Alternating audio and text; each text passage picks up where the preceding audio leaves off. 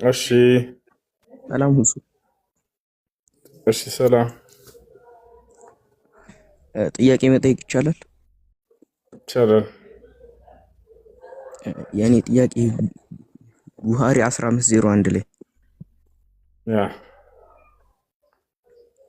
ነብዩ ሽንትና እንትን የግመል ሽንትና ወተት እንዲጠጡ አዟቸዋል እንዴ? ለምን አይነት ሰዎች? ከምን ሀገር ነው? ከመዲና ለመጡ ሰዎች ነው። ወደ መዲና ለመጡ ሰዎች ነው እንጂ ከየት ሀገር ለመጡ ሰዎች ሳይሆን ለምን አይነት ሰዎች? ምን ለሆኑ ሰዎች? ለታመሙ ሰዎች።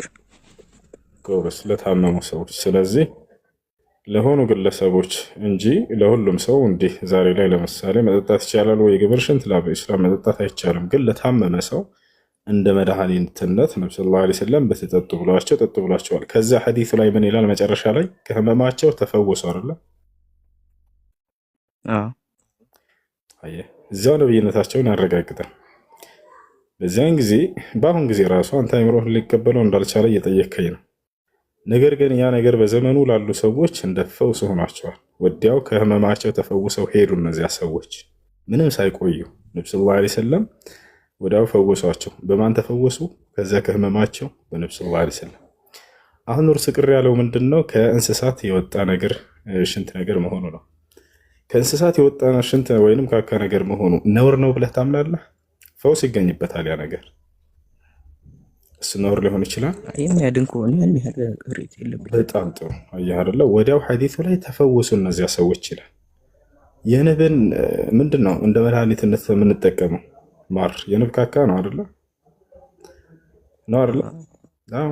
ግን መድኃኒት ነው። በቃ ጭራሽ ጣፋጭ ምግብ ሁሉ ሆኗል። የንብ ካካ ስለሆነ ብለን አነጥላላው። ያም ልክ እንዲሁ ያ ነገር ፈውስ ሆኗል። ዛሬም ፈውስ ይሆናል ወይ? አዎ ዛሬም ፈውስ ይሆናል። በዚያው ህመም ለታመሙ ሰዎች ፈውስ ይሆናል። ወዲያው እዚያው ሐዲሱ ላይ ተፈወሱና ሄዱ ሰዎቹም ይላል። ያ ነው። እሺ እና ነቢያችን ሰለላሁ ዐለይሂ ወሰለም በዚያ ብቻ ሳይሆን የሰዎችን አይንን ያበሩ ነበር። አይኑ ማየት የተሳናቸው ሰዎችን ፈውሰዋል ነቢያችን ሰለላሁ ዐለይሂ ወሰለም። ልክ እንዲሁ ነቢያችን ሰለላሁ ዐለይሂ ወሰለም በጣም በርካታ ተአምራትን አድርገዋል። ሌላ ተአምር እንድነግራችሁ ከፈለጋችሁ ሰማይ ወደ 7 ሰማይ ሄደው አድርገዋል። የቀደሙትን ነቢያት ሁሉ አግኝተዋቸዋል በአካል አብርሃምን፣ ሙሴን፣ ክርስቶስን አግኝተዋቸዋል። እና ሌላ ጠይቅሽ። ነቢያቶቹ በዛ ጊዜ ሞተው ነበራ? ሞተዋል። ዒሳ ብቻ ሲቀር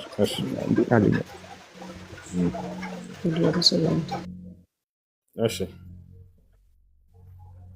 እንዴት አገኛቸውን ያልካል? ጥሩ ጥያቄ። አምላክ አላህ አስነሳላቸው። አምላክ አላህ ያለፉትን ነቢያት ሁሉ አስነሳላቸውና አገናኛቸው። አምላክ ደግሞ ሁሉን ቻይ መሆኑን ታውቃላችሁ። ነቢያችን ሰለላሁ ዐለይሂ ወሰለም ቃል በቃል ሲናገሩ ዑሪደት ዐለይየል አንቢያ አሉ ፈረአይቱ ሙሳ ወኢብራሂም ወዒሳ ብለው ተናገሩ። ነቢያት ሁሉ ለእኔ ተቀረቡልኝ፣ ተገለጡልኝ አሉ። የት አገኟቸው ከተባለ ኢየሩሳሌም ላይ። ኢየሩሳሌም ቤተ መቅደስ ወይም ቤተል መቅደስ የሚባለው ያ የነቢያቶቻችን መስገጃ ቤተ አምልኮ ወይም መስጂድ ነበር። ነቢያቶች ሁሉ የሚያስተምሩበት፣ እስራኤላውያን ነቢያቶች የሚያስተምሩበት መስጂድ ነበር። ያ ቤተ መቅደስ ተብሎ ዛሬ ላይ የሚጠራው ማለት ነው። ወይም በአረበኛ ቤተል መቅደስ ይባላል። ቤተል መቅደስ የተባለበት የተቀደሰው ቤት ነው። በእርሱ ውስጥ ነቢያት ሁሉ አምልኮ ይሰሩበት የነበረ ስፍራ ስለነበር ነው። ያ የነቢያቶች ሁሉ ማስተማሪያ ስፍራ ነበር። የአሁኖቹ ትርጓሜዎች ላይ በቤተ ክርስቲያን እየዞረ ያስተምር ማን ነው በምኩራብ እየዞረ ያስተምራል እያሉ ተረጎሙላችሁ እንጂ የመጀመሪያዎቹ ትርጓሜዎች ላይ ኢየሱስ ክርስቶስ በገሊላ በየመስጅዱ እየዞረ ያስተምር ነበር የሚል ትርጓሜዎች ነበሩ። አሁን ላይ ምኩራብ ብለው ቀይረዋቸዋል። ለማንኛውም ያ እዛ ቤተል መቅደስ ነቢያችን ሰለላሁ ዐለይሂ ወሰለም ነቢያቶችን ሁሉ አግኝተዋቸዋል። አብርሃምን አግኝተውታል፣ ሙሴን አግኝተውታል፣ የማርያም ልጅን ኢየሱስን አግኝተውታል። አንድ ማስረጃ ላሳየህ። ያን ከማሳየቴ በፊት ግን እንድትቀበለው ዘንድ ይሄ ከኢስላም ይሄን ያክል ከሆነ መልሱ በመጽሐፍ ቅዱስ ላይ ኢየሱስ ክርስቶስ ሳይቀር ራሱ ያለፉትን ነቢያት ከሞቱ በኋላ አምላክ አስነስቶለት አገናኝቶታል፣ አሳይቶታል አይደለ? ይህን ታውቃለህ። ስለዚህ አዲስ ነገር አይደለም። ሙሴን አግኝቶታል፣ እነ ኤልያስን አግኝቷቸዋል። ማን? ኢየሱስ ክርስቶስ። ሙሴ ሙቷል ወይ? አዎ ሙቷል። እነ ኤልያስ ሙት ኤልያስ ልክ እንደው አድርጓል። ይሄንን ታውቃላችሁ። ለማንኛውም ማስረጃውን ላሳያችሁ።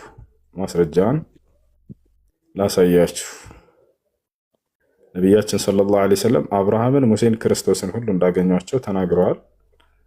ዑሪደት ዐለየ አልአንቢያ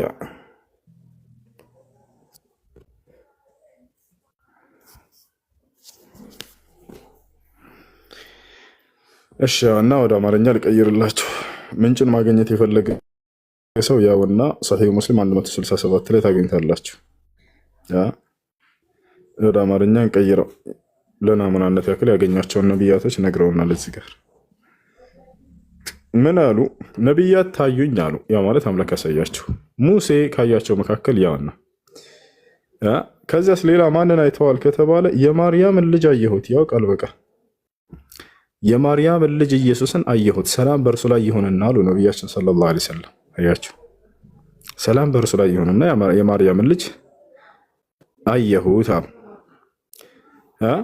ከዛስ ማንን አዩ? አብርሃምን አየሁት። ይታያል፣ አብርሃምን አየሁት ብለው ነቢያችን ሰለላሁ ዐለይሂ ወሰለም ነቢያቶችን ሁሉ አይተዋቸዋል። ከነዚያ መካከል ለናሙናነት ያክል እነዚህን በዚህ ሐዲስ ላይ ነግረውናል። አብርሃምን አይተውታል፣ ሙሴን አይተውታል፣ ዒሳን ደግሞ የማርያምን ልጅ ኢየሱስን አየሁት ብለው ተናግረዋል። እሺ ሌላ ጥያቄ አለ? ኢየሱስ በጣም መልከ መልካም። አንድ ጊዜ እናቴ ትቀጥላለህ በተረት ትይቀላችሁ። የኢየሱስን ገጽታ ልንገራችሁ። ነቢ ሰለላሁ ዐለይሂ ወሰለም አይተውት ሲናገሩ ለይሰ ቢጠዊል ወላ ቢልቀሲር አሉ። በጣም ረጅም አይደለም፣ በጣም ማጭርም አይደለም። ወላኪነሁ መርቡዕ፣ ነገር ግን እርሱ መካከለኛ ተክለ ሰውነት ያለው ነው። ዓሪድ ሰድር አሉ፣ ደረቱ ሰፊ ነው አሉ። ዋሲዕ አልመንኪበይን አሉ፣ ትከሻውም ሰፋ ያለ ነው አሉ። ወየሲሉ ሸዕሩሁ ኢላ ሸሕመቲ ኡዝነይህ አሉ፣ ፀጉሩ እስከ ጆሮ ጫፍ ይደርሳል አሉ። ረዘም ያለ ነው እስከዚህ ድረስ። የፀጉሩ አይነት ደግሞ ይሄ ለስላሳ ከሚባሉት የፀጉር አይነት እንደሆነም ተናገሩ። ልክ ለምሳሌ ቁርጭጭ ያለ ፀጉር አለች አይደለ? እንደዛ አይደለም፣ ለስላሳ ነው። እንዲህ የተከፈለ ነው። እጅግ በጣም ለስላሳ የሆነ ፀጉር ነው አሉ። ከለሩ ደግሞ ቅላትን የቀላቀለ ነጭ ነው አሉ። ሙሉ የገረጣም ነጭም አይደለም፣ በጣም ቀይም አይደለም፣ ነገር ግን መካከል ላይ ያለ ነው እና እጅግ በጣም መልከ መልካም እንደሆነ ነቢያችን ሰለላሁ ዐለይሂ ወሰለም ገልጸውታል። እሺ ሌላኛው ጥያቄ ምንድን ነው? ፍሎኪ ነው የሚለው። አንዴ እንጨርስ። ትቀጥላለህ። እሱ ጀምሯል፣ ይጨርስና ትቀጥላለህ። ናቲ አለሁኝ አልሄድም። ፍሎኪ ጨርሰሃል? ሌላ ጥያቄ አለ? አይ ሌላ ጥያቄ አለኝ። እሺ ጥያቄ ምንድን ነው? ሌላ ደግሞ ሙስሊም ምንድን ነው ታዘው አለብኝ። ምን አልከኝ? ሙስሊም እንዲሆኑ ታዘዋል ነብያት። እኛ አዎ ታዘናል። አምላክ አላህ ሱብሓነሁ ወተዓላ ምዕራፍ 3 ቁጥር 102 ላይ ሙስሊሞች ሁኑ ብሎ አዞናል። ወላቸው አሳያለሁ። አብሽር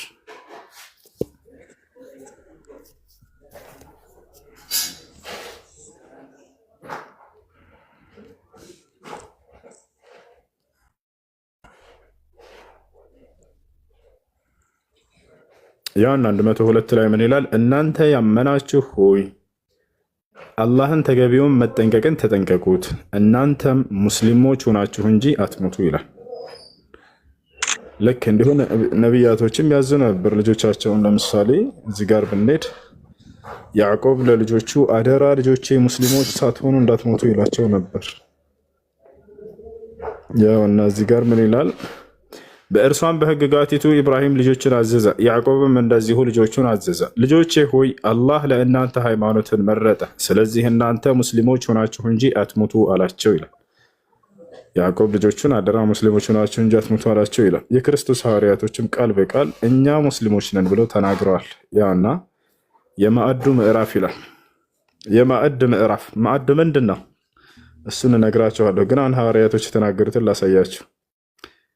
111 ላይ ወደ ሐዋርያትም በእኔና በመልእክተኛዬ እመኑ በማለት ባዘዝኩ ጊዜ አስታውስ ይላል። እነርሱም ምን አሉ? አመንን፣ እኛ ሙስሊሞች መሆናችንን መስክር አሉ ይላል። መልእክተኛዬ የሚለው አላህ መሲሁን ነው። በእኔና በመልእክተኛዬ እመኑ ብሎ አዟቸው ነበር። ልክ ይህን ኢየሱስ ክርስቶስ አስተምሯቸዋል። ዮሐንስ ወንጌል ምዕራፍ 14 ቁጥር 1 ላይ አይታችሁ ከሆነም ብሏቸዋል። በአምላክም እመኑ በእኔም እመኑ ብሏቸዋል አይደለ?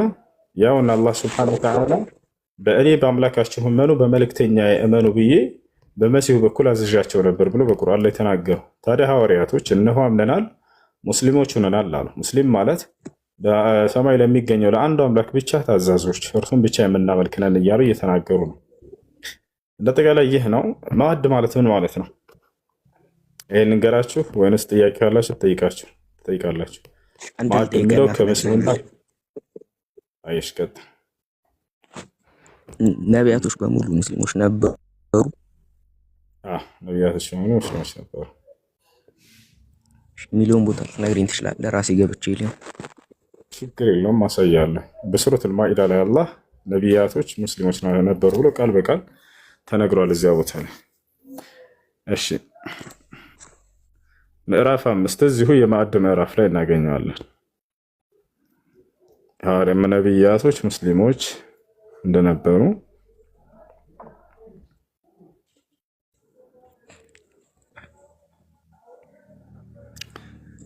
ያን እኛ ተውራትን በውስጧ መምሪያና ብርሃን ያለባት ስትሆን አወረድን። እነዚያ ትእዛዝን የተቀበሉ ነቢያት እነዚያ ይሁዳውያን በእነርሱ ላይ ይፈርዳሉ እያለ ይናገራል።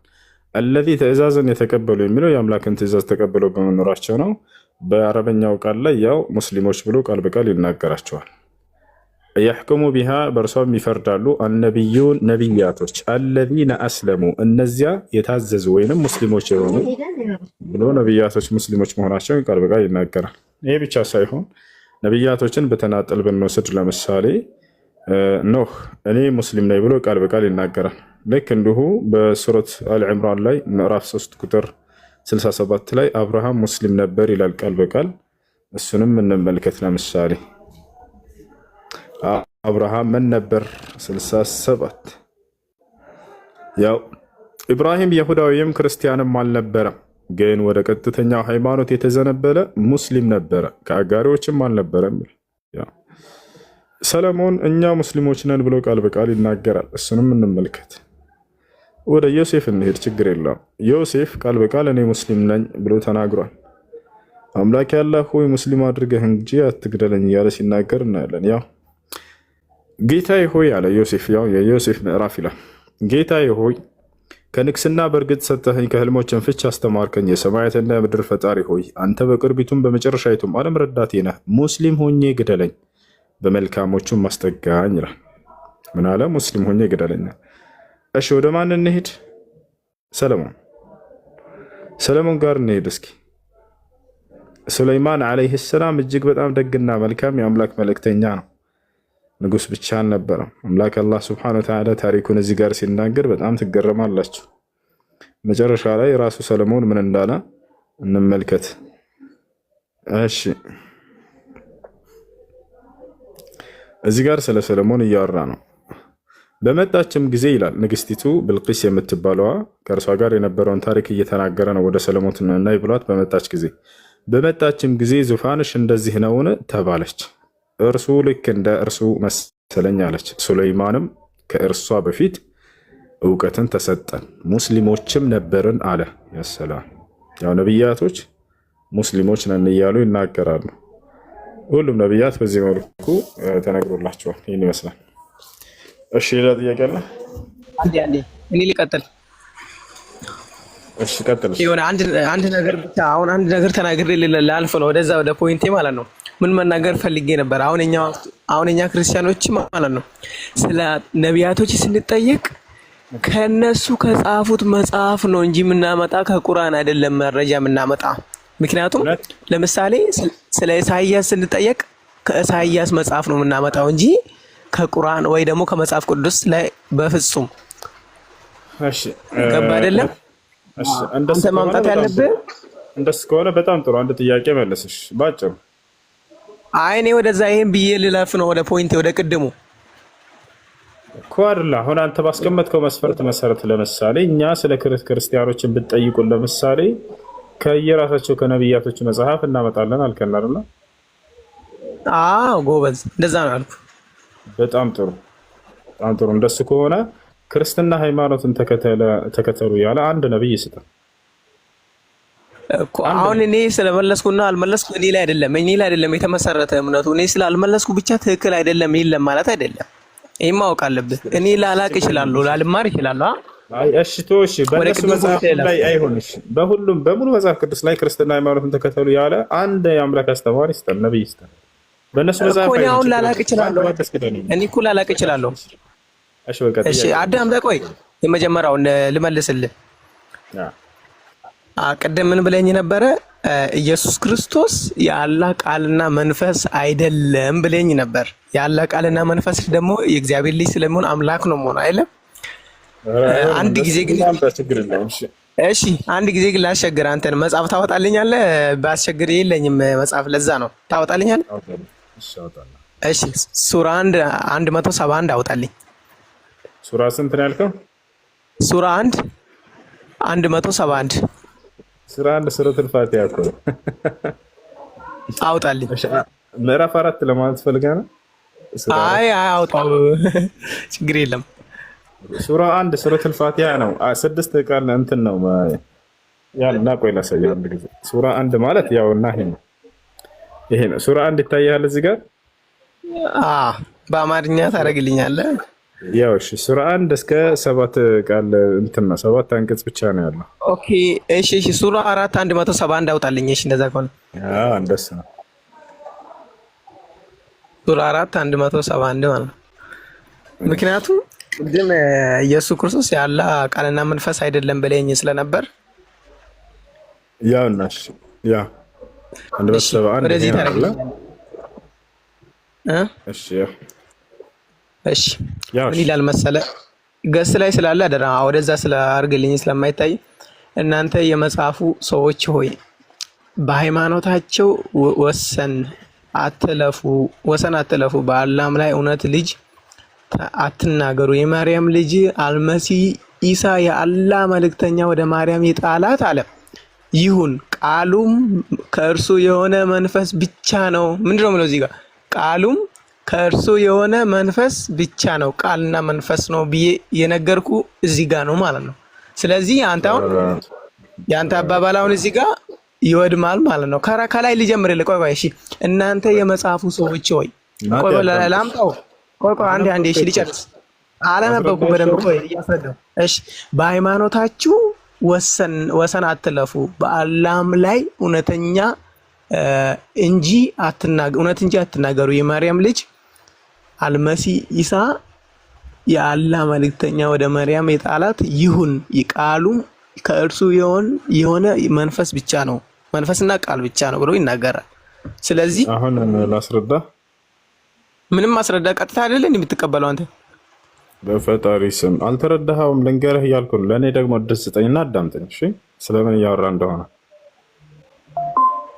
እሺ አዳምጣለሁ። በመጀመሪያ ይህ አንቀጽ የክርስትናን የእምነት መሰረት የሆነውን የሥላሴንና የክርስቶስን አምላክነት ውድምድም የሚያደርግ የሆነ አንቀጽ ነው። አይደለም ኢየሱስን አምላክ ሊያደርግ ማለት ነው። ይሄ ልጅ የኢየሱስን አምላክ ለማጽደቅ ነው እዚህ ጋር የመጣው። ለማንኛውም ለን ለማለት እንደሆነ እንመልከት። የእናንተ የመጽሐፉ ሰዎች ሆይ አለ። እዚህ ቦታ ላይ እናንተ የመጽሐፉ ሰዎች ሲል ክርስቲያኖችን አስመልክቶ ነው።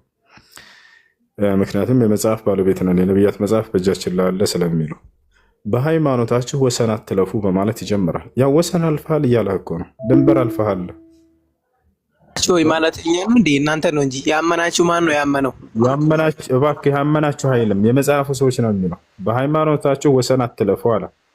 ስለ ክርስቲያኖች ያወራ ነው። ወሰን አትለፉ፣ ድንበር አትለፉ አለ። ወሰን አልፋችኋል ነው በቃ። በምን ወሰን እንዳለፋችሁ ሊነግራችሁ ነው። በማን ላይ? በክርስቶስ ላይ። ልክ እንዲሁ ሥላሴ የሚባልን እምነት በመፍጠራችሁ እንደሆነ ሲል ሊናገር ነው። በአላህም ላይ እውነትን እንጂ አትናገሩ አለ። በአምላክ ላይ እውነትን እንጂ አትናገሩ። የመርየም ልጅ አልመሲህ አለ። አሁን ወሰን ያለፋችሁበትን አካል ሊነግራችሁ ነው። በመርየም ላይ ወሰን በማለፋችሁ ነው፣ በክርስቶስ ላይ። የመርየም ልጅ አልመሲህ አለ። እኛ መሲህ ነው ብለን እናምናለን። ዒሳ የአላህ መልእክተኛ። አየህ አይደለም? ምንድነው እርሱ? አምላክ ሳይሆን የአምላክ መልእክተኛ ነው። ይህ ነው ትክክለኛ ማንነቱ። እናንተ ግን የአምላክ መልእክተኛ ሳይሆን ራሱ አምላክ ነው አላችሁ። የአምላክ መልእክተኛ፣ የአላህ መልእክተኛ አንድ፣ ወደ መርየም የጣላት የሁን ቃሉም ከእርሱ የሆነ መንፈስም ብቻ ነው አለ። እዚህ ቦታ ላይ አላህ ስብሐነሁ ወተዓላ ስለ ቃሉ ወይንም ሁን ስለምትለው ቃል እየተናገረ ነው። በዚች በቃሉ አማካኝነት ኢየሱስን መገኘቱን እየተናገረ ነው። ገብቶሃል አይደል? ማርያም በጠየቀች ጊዜ ከዚህ በፊት ባለፈው ምዕራፍ ላይ ገብርኤል መጥቶ ብስራቱን ሲነግራት ልጅን ትወልጃለሽ ዒሳ የሚባልን መሲህ ነው እርሱም ሲላት ረቢ አና የኩኑ ሊ ወለድ አለች። ለእኔ እንዴት ነው ልጅ ሊኖረኝ የሚችለው? ወለም የምሰስኔ በሸር ወንድ ያልነካኝ ሲሆን ባለች ጊዜ ቃለ ከዛሊከ ላሁ የኽሉቁ ማ የሻ አላት ገብርኤል። ልክ እንዲሁ አምላክሽ አላህ ያላሻውን ይፈጥራል። ኢዛ ቀዳ አምራን ፈኢነማ የቁሉ ለሁ ኩን ፈየኩን። እባክህ አዳምጠህ አምላክ አላህ ለአንድ ነገር ሁን ባለው ጊዜ ወዲያውም ይሆናል አላት። ስለዚህ ሁን በሚለው ቃሉ ያንቺንም ልጅ ልክ እንዲሁ ያስገኘዋል ነው። ሁን የሚለው ቃል በማርያም ማህፀን ላይ ገብቶ ሰው ሆነ ሳይሆን እዚህ እየተናገረ ያለው አምላክ አላህ ሱብሓነሁ ወተዓላ ሁን የሚለው ቃሉን ወደ ማርያም በመጣል በመናገር ክርስቶስን ማስገኘቱን ነው። ወደ መርየም የጣላት ይሁን ቃሉ እያለ እየተናገረ አሁን ኢየሱስ ክርስቶስ አሁን የት ነው ያለው ብለህ ነው የምታምነው አንተ? አላህ ጋር ያለው በሰማይ ሁለተኛው ሰማይ ላይ ነው። አላህ ጋር አይደለም። አይደለም፣ ከአላህ ጋር አይደለም። አላህ ጋር አይደለም። በሰማይ ነው። በሰማይ ሁለተኛው ሰማይ ላይ። እሱን ማስረጃ አመጣልሃለሁ። አሁንም እየካድከኝ ነው።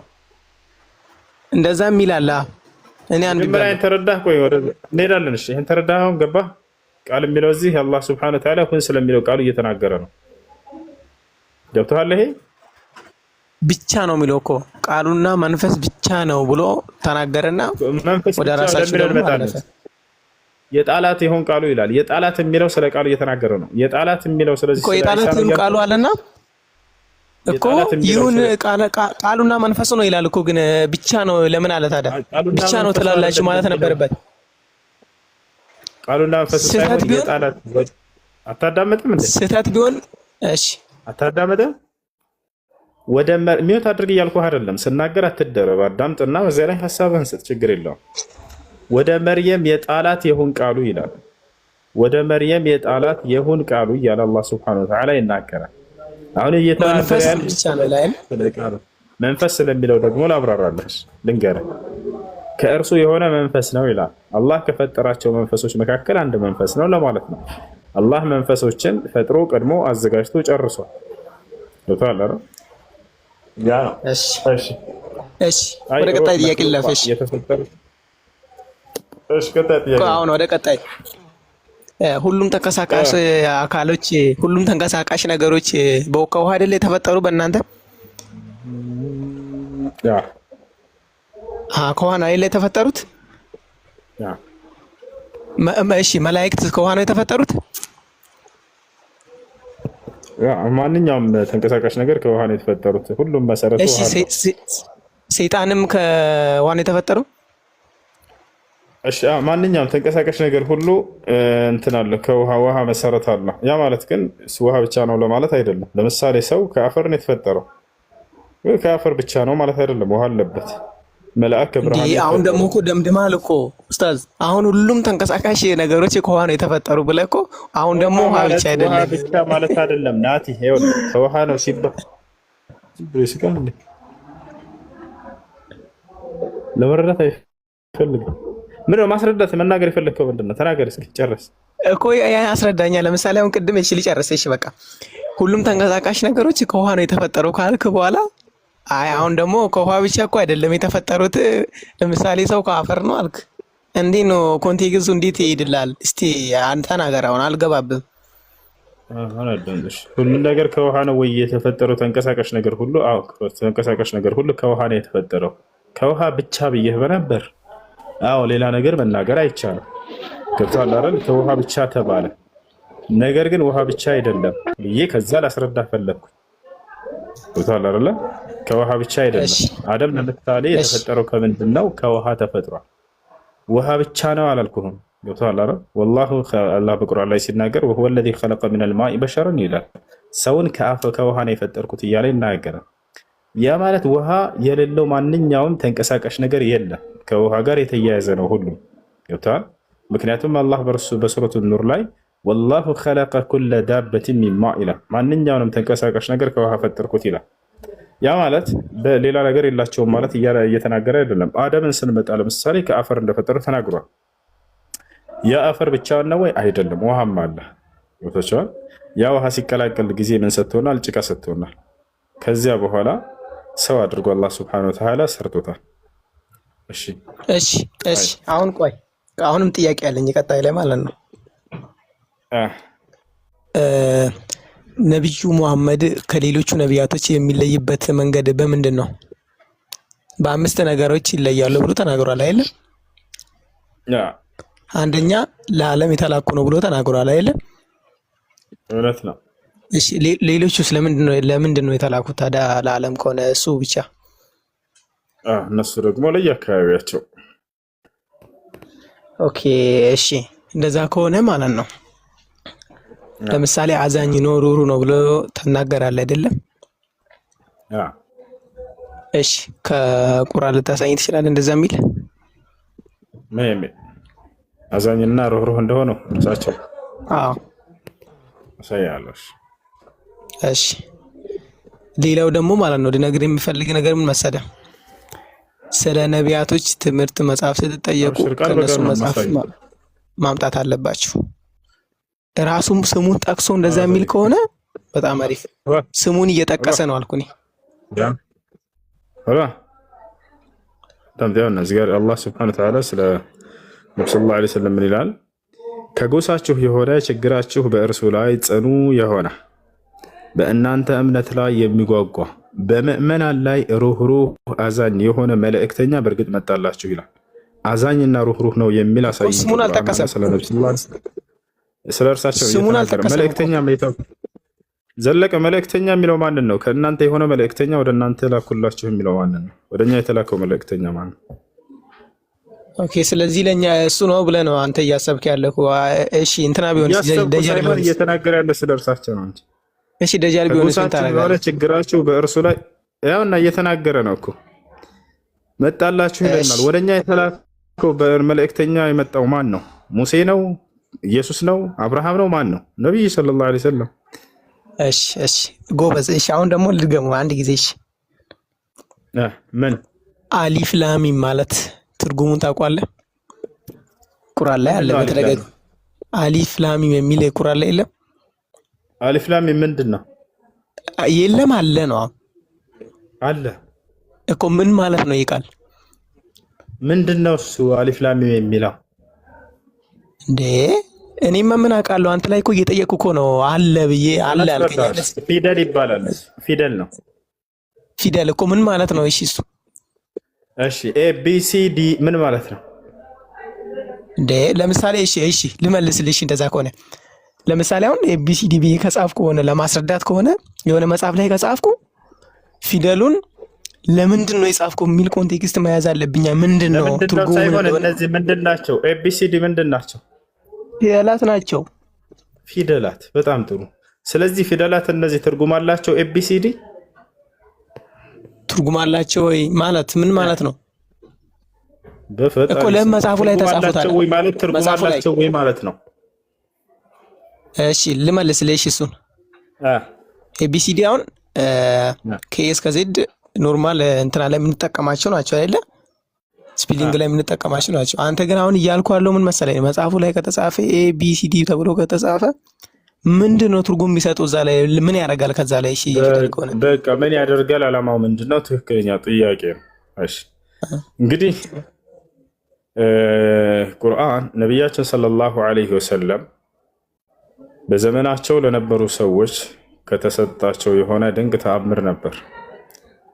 እነዚህን ይህን ቃል ይህንን ሁሉ መልእክት የያዘ ስለ አምላክ ምንነት፣ ስለ አምላክ ማንነት፣ ስለ ስነ ፍጥረት፣ ስለ ጽድቅና ስለ ኃጢአት፣ ስለ ገነት፣ ስለ ገሃነም፣ ስለ መላእክት፣ ስለ ጋኔን፣ ስለ ሰዎች፣ ስለ ስነ ፍጥረት ሁሉ ትምህርትን የያዘ መጽሐፍ ይዞ ሊመጣ የሚችል በጣም የተማረ አካል እንኳን ይሄን ለማምጣት ይከብዳል። ነገር ግን ቁጭ ብለው ነብዩ ሰለላሁ ዐለይሂ ወሰለም ፊደላትን ቆጥረው ያልተማሩ የሆኑ ነቢይ አምላክ አላህ ሱብሓነሁ ወተዓላ በእርሳቸው በኩል ይሄንን ቃል ሲሰጣቸው ጊዜ መካ ሰዎች በጣም ተደነቁ፣ በጣም ተገረሙ።